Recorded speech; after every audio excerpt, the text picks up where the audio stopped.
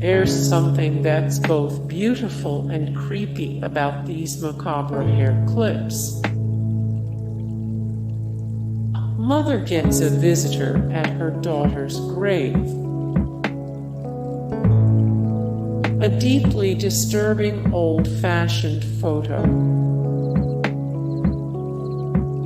Just don't look down. More disturbing masks because it never ends.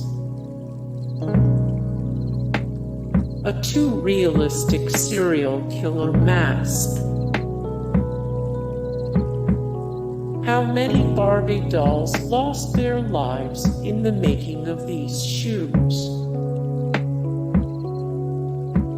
What happened while you were sleeping? The stuff nightmares are made from. Just your average tea party, nothing to see here.